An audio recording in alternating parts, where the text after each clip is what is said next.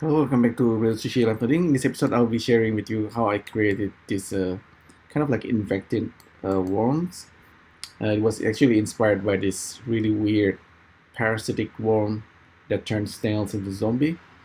It's really weird, but this pattern is really interesting. At some point, I'll try to make actual snail. But anyway, so this is what I came out with. This is kind of a remix from previous nodes. It's actually really simple. So what I have here is basically a line. So I started with a line, and with line you can have any number of lines that you can generate very quickly.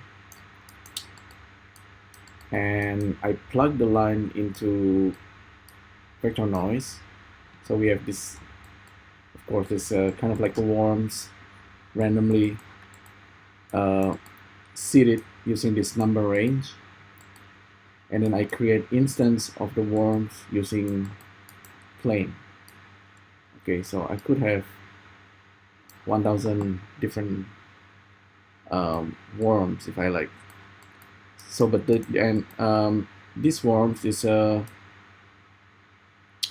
different radius using these random number generations, and it's actually animated because I simply use vector math add,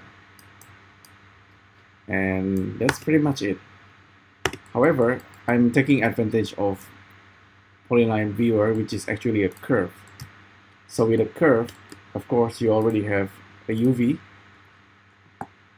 and with that UV texture space you can take advantage of the UV.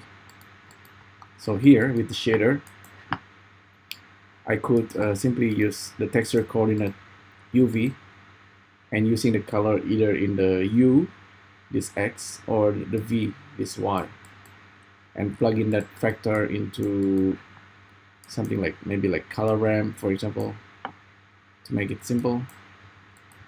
So we could end up with something like this. What will be more interesting is if you animate the gradient itself. So I think you can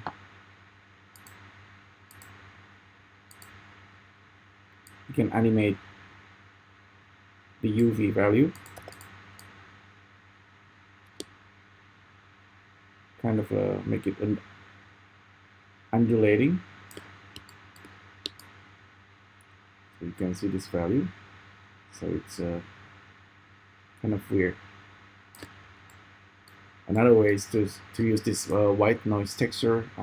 This is thanks to Erin Dale to show me this technique. It's basically you're snapping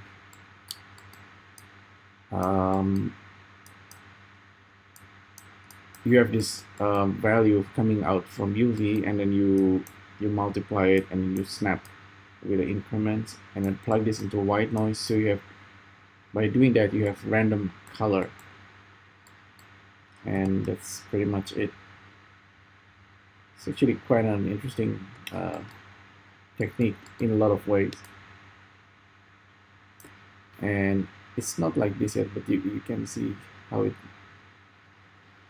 has like that kind of random color, and you have a lot of examples. It's really quite strange.